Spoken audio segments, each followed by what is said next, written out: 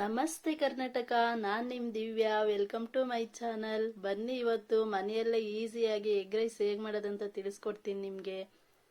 ಅದಕ್ಕೆ ಬೇಕಾಗಿರೋ ಇಂಗ್ರೀಡಿಯೆಂಟ್ಸ್ ಏನಂತ ನೋಡೋಣ ಬನ್ನಿ. ಇವಾಗ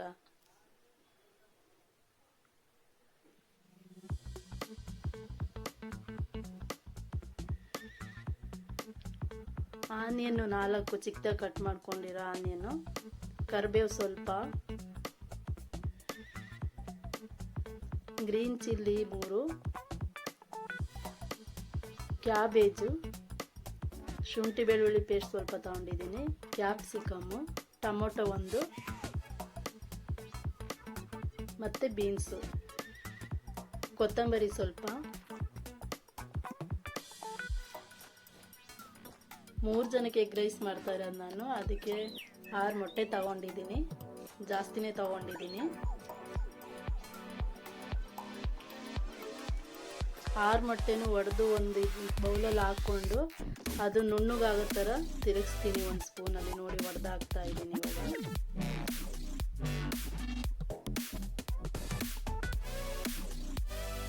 ಹಾಕಾಯ್ತು. ಇವಾಗ ತಿರುಗಿಸ್ಕೊತಿದ್ದೀನಿ. ಅದೆಲ್ಲ ಮಿಕ್ಸ್ ಆಗಬೇಕು ಚೆನ್ನಾಗಿ. ಒಂದು 2-3 ನಿಮಿಷ ಹಾಗೆ ತಿರುಗಿಸ್ಕೋಬೇಕು. ತಿರುಗಿಸ್ತಾ ಇದ್ದೀನಿ.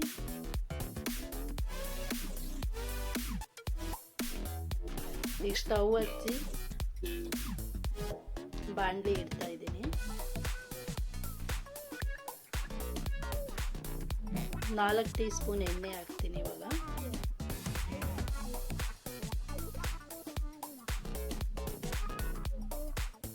ಫಸ್ಟು ಮೊಟ್ಟೆನ ನಾನು ಹಾಕ್ಬಿಟ್ಟು ಚೆನ್ನಾಗಿ ನಯಸ್ಸಾಗೋ ತನಕ ಇದು ಮಾಡ್ಕೊಂಡಿದ್ದೀನಲ್ವ, ಅದನ್ನು ಹಾಕ್ತಾ ಇದ್ದೀನಿ.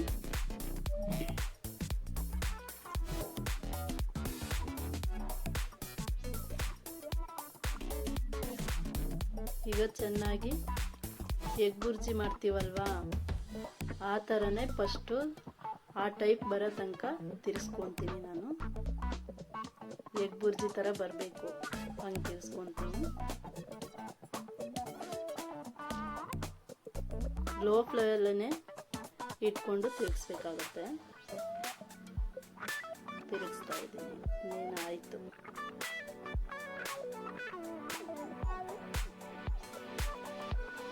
ನೋಡಿ, ಎಗ್ ಬುರ್ಜಿ ಥರ ಮಾಡ್ಕೋಬೇಕು. ತಿರುಗಿಸಿ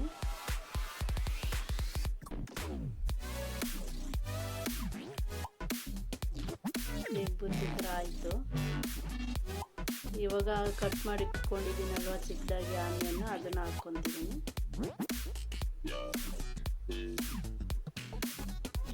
ಹಾಕಿ ಲೈಟಾಗಿ ಹಂಗೆ ತಿರ್ಸ್ಕೋಬೇಕು. ಜಾಸ್ತಿ ಏನು ಆನಿಯನ್ ಫ್ರೈ ಮಾಡಬಾರ್ದು. ಅದು ತಿನ್ನುವಾಗ ಆನಿಯನ್ ಹಂಗೆ ಬಾಯಿಗೆ ಸಿಕ್ಕಿದ್ರೇ ಚೆನ್ನಾಗಿರುತ್ತೆ. ನೆಕ್ಸ್ಟ್ ಬಂದ್ಬಿಟ್ಟು ಕರಿಬೇವು ಹಾಕ್ತಾ ಇದ್ದೀನಿ.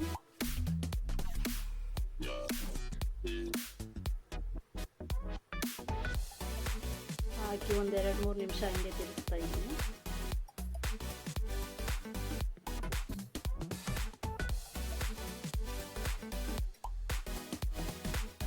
ಶುಂಠಿ ಬೆಳ್ಳುಳ್ಳಿ ಪೇಸ್ಟು ನೆಕ್ಸ್ಟು ಹಾಕಿ ತಿರುಗಿಸ್ಕೊಳ್ಬೇಕು.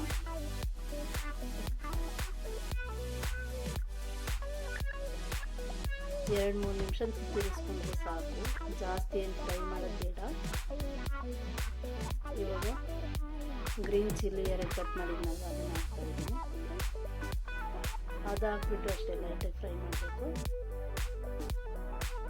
ನೆಕ್ಸ್ಟ್ ಬಂದ್ಬಿಟ್ಟು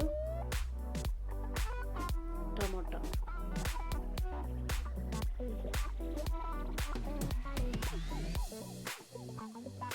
ಇವಾಗ ಬೀನ್ಸ್ ಹಾಕ್ತಾಯಿದ್ದೀನಿ, ಕ್ಯಾಪ್ಸಿಕಮ್ಮು,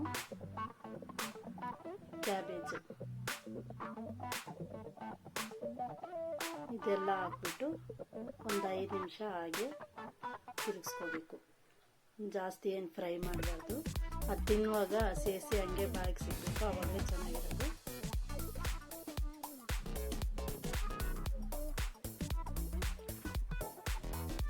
ಆಯಿತು.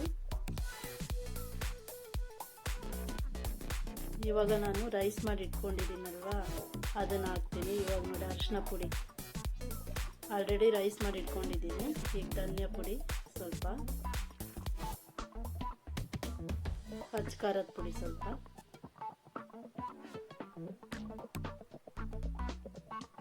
ಹಾಕ್ಬಿಟ್ಟು ಇವಾಗ ತಿರುಗಿಸ್ತೀನಿ ನೋಡಿ. ರುಚಿಗೆ ತಕ್ಕಷ್ಟು ಉಪ್ಪು ಹಾಕಿ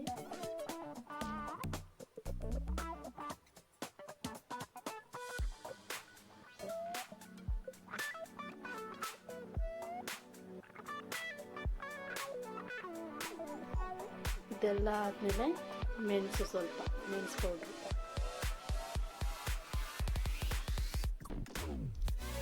ಹಾಕಿ ಎಲ್ಲ ಮಿಕ್ಸ್ ಆಗೋ ಥರ ತಿರ್ಸ್ಕೋಬೇಕು.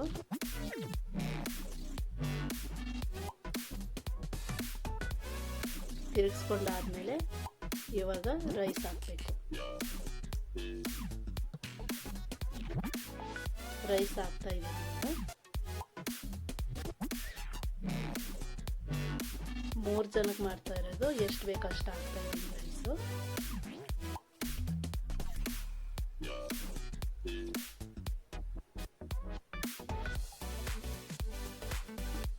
ಎಗ್ ರೈಸ್ ಇನ್ನೇನು ರೆಡಿ ಆಯಿತು. ರೈಸ್ ಹಾಕ್ಬಿಟ್ಟು ಮಿಕ್ಸ್ ಮಾಡಬೇಕು ಚೆನ್ನಾಗಿ.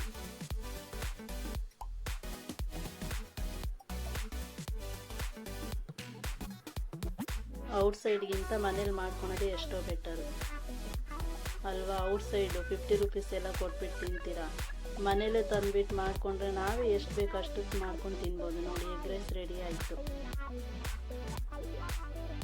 ಲಾಸ್ಟಿಗೆ ಕೊತ್ತಂಬರಿ ಹಾಕಬೇಕು. ನಾನು ಚೆನ್ನಾಗಿ ಮಿಕ್ಸ್ ಮಾಡ್ತಾ ಇದ್ದೀನಿ. ಮಿಕ್ಸಿಂಗ್ ಆಯಿತು. ಇವಾಗ ಲಾಸ್ಟಿಗೆ ಕೊತ್ತಂಬರಿ. Egg rice is ready. ಇನ್ನು ತಿನ್ನೋದಷ್ಟೇ ಬಾಕಿ. ಹೇಗೆ ಕಾಣಿಸ್ತಿದೆ ನೋಡಿ ಫ್ರೆಂಡ್ಸ್. ಇಷ್ಟವಾದಲ್ಲಿ ನಿಮಗೆ ಈ ವಿಡಿಯೋ ಲೈಕ್ ಮಾಡಿ, ಶೇರ್ ಮಾಡಿ, ಸಬ್ಸ್ಕ್ರೈಬ್ ಮಾಡೋದು ಮಾತ್ರ ಬರಿಬೇಡಿ ಪ್ಲೀಸ್ ಫ್ರೆಂಡ್ಸ್. ನೋಡಿ ಎಗ್ ರೈಸ್ ಹೇಗಿದೆ, ಮನೇಲಿ ಟ್ರೈ ಮಾಡಿ. ನೀವೊಂದ್ಸಲ ಟ್ರೈ ಮಾಡಿಬಿಟ್ಟು ಹೇಗಿತ್ತು ಅಂತ ಕಮೆಂಟ್ ಮೂಲಕ ನನಗೆ ತಿಳಿಸಿ, ಓಕೆನಾ.